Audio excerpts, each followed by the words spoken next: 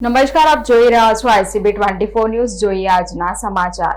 વડોદરા શહેરને સ્માર્ટ અને wire free બનાવવા માટે વડોદરા મહાનગરપાલિકા અને MGVCL દ્વારા મહત્વાકાંક્ષી પ્રોજેક્ટ હાથ ધરવામાં આવ્યો છે.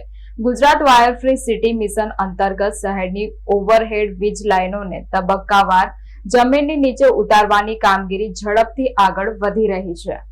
આ પ્રોજેક્ટ પૂર્ણ થયા બાદ શહેરમાં વધુ સુરક્ષિત, વિશ્વસનીય અને અવિરત વીજ પુરવઠો ઉપલબ્ધ બનશે. સાથે શહેરના સૌંદર્યમાં પણ વધારો થશે. વડોદરા શહેરમાં કુલ 1700 સર્કિટ કિલોમીટરના ભારે વીજ દબાણ HT નેટવર્કમાંથી 1391 સર્કિટ કિલોમીટરના અંડરગ્રાઉન્ડ થઈ ચૂક્યું છે, જ્યારે બાકી રહેલા 309 સર્કિટ કિલોમીટરનું કામ ડિસેમ્બર 2026 સુધી પૂર્ણ કરવાનું આયોજન છે. બીજી તરફ 3114 સર્કિટ કિલોમીટરના હળવા વીજ દબાણ LT નેટવર્કમાંથી 618 સર્કિટ કિલોમીટરનું કામ પૂર્ણ થયું છે અને બાકી રહેલા 2496 સર્કિટ કિલોમીટરને આગામી 2 વર્ષમાં તબક્કાવાર પૂર્ણ કરવામાં આવશે. પ્રથમ તબક્કામાં વાસણા, ભાયલી, સમા, અટલાદરા અને અકોટા વિસ્તારોને આવરી લેવામાં આવશે. અંદાજે રૂપિયા 2060 કરોડના ખર્ચે અમલમાં મૂકનાર આ પ્રોજેક્ટથી વીજ વિક્ષેપમાં ઘટાડો, જાહેર સલામતીમાં વધારો અને વડોદરાને આધુનિક વાયર ફ્રી શહેર તરીકે વિકસાવવામાં મહત્વપૂર્ણ યોગદાન મળશે.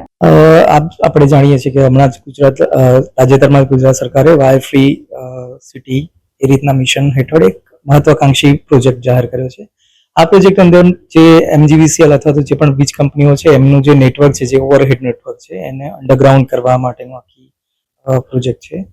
તો આ પ્રોજેક્ટ એટલા માટે મહત્વપૂર્ણ બને છે કે જે આપણી ઓવરહેડ લાઈનો છે એ જો એને અંડરગ્રાઉન્ડ કરવામાં આવે તો એક તો નાગરિકોની સેફટી જે છે, જે ઇલેક્ટ્રિકલ એક્સિડન્ટ થતા હોય કે તો એમાં એક સૌથી મોટો આપણને ફાયદો છે. બીજું કે આપણે જ્યારે મેટ્રો સિટી અને સ્માર્ટ સિટીઝની વાત કરીએ છીએ તો અંડરગ્રાઉન્ડ નેટવર્ક થવાથી એની જે બ્યુટિફિકેશન છે એમાં પણ વધારો થાય છે.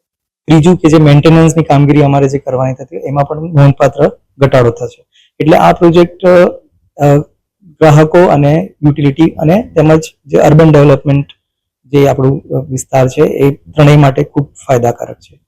તો આ પ્રોજેક્ટના MGVCLમાં વડોદરા શહેરનું પસંદગી કરવામાં આવી છે. વડોદરા શહેરમાં આપણે જોઈએ તો જે 1700 કિલોમીટરનું જે અમારું હાઈ ટેન્શન નેટવર્ક કહેવાય, જે 11 kVની લાઈન કહેવાય, 1700 કિલોમીટર જે છે એમાંથી 80% જેટલી તો ઓલરેડી આપણે અંડરગ્રાઉન્ડ કરી ચૂક્યા છે. 20% જેટલું કામગીરી જે બાકી છે એ આ પ્રોજેક્ટ હેઠળ આપણે કરીશું. એ 20% જે છે એમાં લગભગ 300 સર્કિટ કિલોમીટર જેટલું કામ અમારે કરવાનું છે. તો અમે આવનારા ડિસેમ્બર મહિના સુધીમાં, એટલે ડિસેમ્બર 26 સુધીમાં પૂરું કરી દઈશું. એમાં લગભગ 60 થી 70 કરોડ રૂપિયાનો ખર્ચો આપણે અંદાજિત કર્યો છે. બાકી વાત રહી જે LT નેટવર્ક છે, જે આપણી સોસાયટી કે આપણા ઘરો સુધી જે નેટવર્ક આપણને વીજ પુરવઠો પહોંચાડે છે, એ આપણું ખાસું એમાં મોટું નેટવર્ક છે. આપણે અંદાજ જોઈએ તો ટોટલ અત્યારે વડોદરા સિટીમાં 3000 કિલોમીટર જેટલું LT નેટવર્ક છે ઓવરહેડ. એમાંથી આપણે 600-700 કિલોમીટર જેટલું તો અંડરગ્રાઉન્ડ એમાં પણ કરી ચૂક્યા છે અને જે બાકીનું 2500 કિલોમીટર છે કામ બાકી રહ્યું છે એ હવે આપણે એને આ પ્રોજેક્ટ હેઠળ ઉપાડીશું કામ. એમાં આપણે ફેઝ વાઇઝ જઈશું કારણ કે આમાં ખાસી કામગીરી ઇન્વોલ્વ થઈ રહી છે. તો ફર્સ્ટ ફેઝમાં આપણે જોઈએ તો શહેરના આપણે વાસણા, ભાયલી, સમા, અટલાદરા, અકોટા જેવા વિસ્તારોને આપણે એમાં આવરીશું અને ત્યારબાદ બીજા ફેઝમાં આપણે રાવપુરા, માંડવી, પાણીગેટ, વાઘોડિયા, આજવા, હરણી એ બધા વિસ્તારના LT નેટવર્કને આપણે અંદર આવીશું. અને આ LT નેટવર્ક માટે આપણો લગભગ અંદાજ અમે માંડ્યો છે 2000 કરોડનો ખર્ચ થશે. તો આ રીતે ફેઝ વાઇઝ એને અમે કામગીરી પૂર્ણ કરીશું. એટલે એમાં ઘણી અમારે રાઉન્ડ ઓફ મિટિંગ્સ થઈ છે કારણ કે આમાં અમારે જે ડિગિંગ કામ કરવાનું આવશે તો એમને 2 લીવ જોઈશે.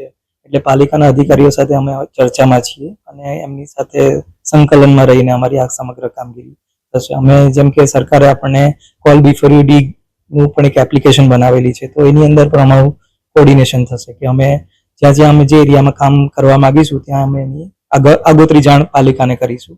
એટલે પાલિકામાં જે બી બીજી બધી યુટિલિટીઝ છે, જેમ કે ગેસ છે, પાણી પુરવઠો છે, ગટર સુએજ વ્યવસ્થા છે, તો એ બધા ડિપાર્ટમેન્ટ સાથે કોર્ડિનેશનમાં રહીને મિનિમમ તકલીફો ઊભી થાય અથવા તો પ્રજાના કામમાં મુશ્કેલી ના પડે એ રીતે અમે સંકલન કરીશું.